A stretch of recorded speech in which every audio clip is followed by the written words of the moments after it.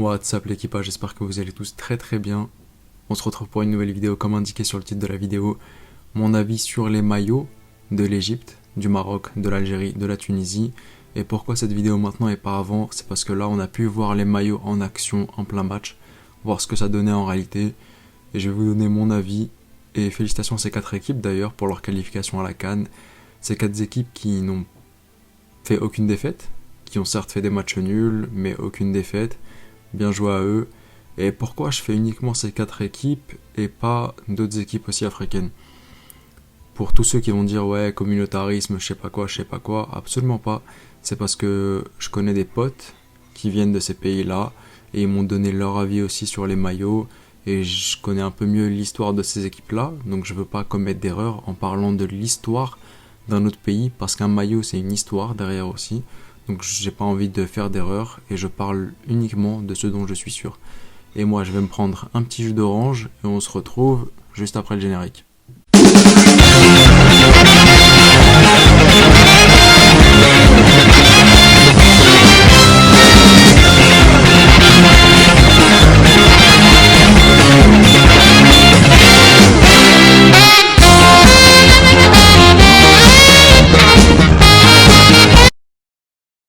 Celui du Maroc, comme disait un supporter tunisien après un match. C'est catastrophique, mais c'est pas possible, c'est catastrophique. Voilà, il est comment? Il est catastrophique. Je comprends pas au fait Puma ce qu'ils ont fait pour ce maillot. Quand je regarde d'autres maillots, ne serait-ce qu'en termes de design, je trouve que c'est insultant en fait. C'est insultant pour une équipe avec laquelle tu peux faire quelque chose. Par exemple, là, c'est 2 maillots vierges, un rouge, un blanc. La seule chose qui est belle sur le maillot que je trouve beau, c'est le col. Ensuite, sur les épaules, c'est des trucs, on dirait... c'est pas pour manquer de respect à mes frères marocains, déjà, je tiens à le dire. C'est surtout que si je donne un avis négatif, c'est parce que j'ai énormément de respect pour vous et j'aimerais que Puma fasse un meilleur maillot pour vous. C'est justement pour ça que je donne un avis négatif. On dirait de la céramique derrière, enfin non, sur les épaules, on dirait les motifs sur les carrelages qu'on a au bled, je sais pas si vous voyez. Et je trouve que Puma n'a pas respecté le Maroc. Ils ont mis Morocco en derrière. Bon, ok, pourquoi pas, mais sinon le maillot, je sais pas, déjà le dernier maillot, ils avaient mis un maillot d'entraînement de Séville, je crois. Là ils mettent pour le Maroc un maillot totalement vierge, qui n'a même pas d'histoire. Où est le lion de l'Atlas? C'est quand même les Marocains, c'est les lions de l'Atlas. Où est le lion? Si vous ne voulez pas mettre un lion pour pas faire comme les lions de la Teranga, mettez l'étoile qui est sur leur drapeau. Vous l'avez déjà fait en 2010 avec ce maillot avec une étoile sur le côté droit, si je me rappelle, sur l'épaule droite.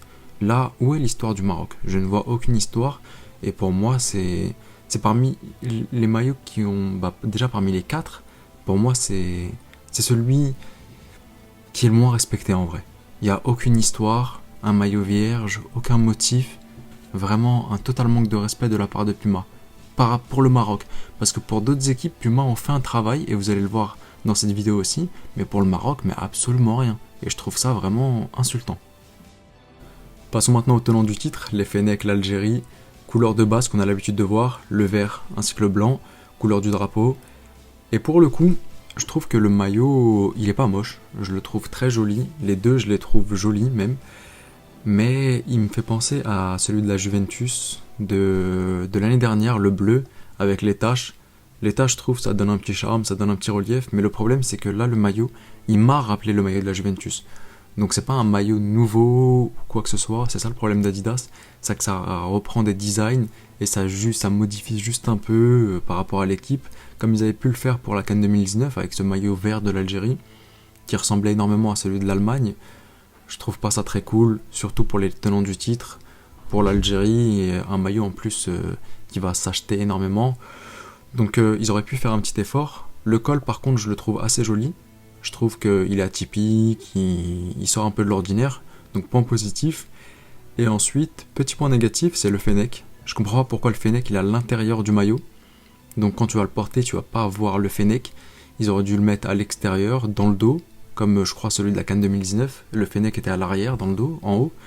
Donc petit point négatif là, parce que en rentrant le Fennec, t'as plus cet aspect historique, t'as plus cet aspect patrimoine. Donc tu peux pas... Je sais pas, pour moi, comme je vous l'ai dit avant, un maillot c'est une histoire. Faut qu'il y ait le patrimoine du pays, un attribut du pays. Et là, pour le coup, bah, il y est pas. Et c'est vraiment dommage. Mais sinon, le maillot reste beau, mais je trouve qu'il manque un peu de travail, honnêtement. Passons maintenant au maillot de la Tunisie. On retrouve les couleurs de la Tunisie, à savoir le blanc et le rouge, plus le maillot qui était déjà présent à la dernière CAN, la CAN 2019, à savoir le maillot noir. Et là, bah, ce qu'ils n'avaient pas fait à la CAN dernière, ils l'ont fait aujourd'hui pour les maillots de domicile extérieur, à savoir mettre l'aigle de Carthage. Les Tunisiens, c'est les aigles de Carthage, et là on le retrouve prédominant sur le maillot, que je trouve beau, en tout cas Kappa a fait un bon travail.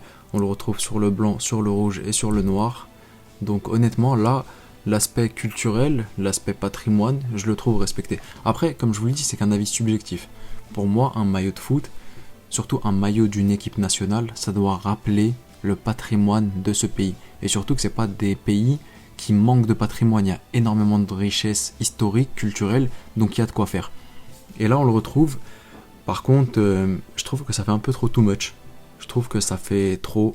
Le fait d'avoir 3 maillots, même col, même design, même tout, avec l'aigle de Carthage, je trouve que ça fait trop. Par exemple, pour moi qui aime bien collectionner les maillots des équipes nationales, j'aime quand il y a un peu de différence. Et là, bah, je me verrais pas, par exemple, si j'étais tunisien, acheter les 3 maillots. Bon, après, c'est vrai qu'on va pas acheter non plus 3 maillots d'une équipe, mais vous voyez, je trouve que les 3 maillots se ressemblent à l'identique. À la limite, s'ils avaient changé les cols d'un des maillots, je trouve que ça aurait peut-être mieux fait.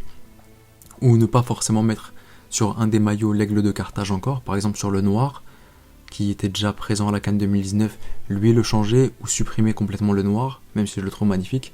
Mais voilà, donc c'était mon avis sur le maillot de la Tunisie, que je trouve top. Il est très joli, les couleurs du pays sont respectées, le patrimoine et la culture du pays est présente, donc c'est une bonne note pour la Tunisie. Et maintenant, pour finir, passons au maillot des pharaons de l'Égypte. On retrouve les couleurs traditionnelles de l'Égypte, le blanc et le rouge. Et pour le coup, je trouve que, c'est pas parce que je suis égyptien que je vais dire ça, mais je trouve que parmi tous les maillots qu'on a pu voir, c'est peut-être celui qui, je trouve, qui est le mieux respecté. On va prendre par rapport, déjà c'est Puma qui le fait, on va regarder par rapport au Maroc. Là, c'est la même marque qui fait 2 maillots. Vous avez pour le Maroc un maillot où vous avez rien de culturel, d'historique, et vous avez de l'autre Puma qui a fait un travail énorme.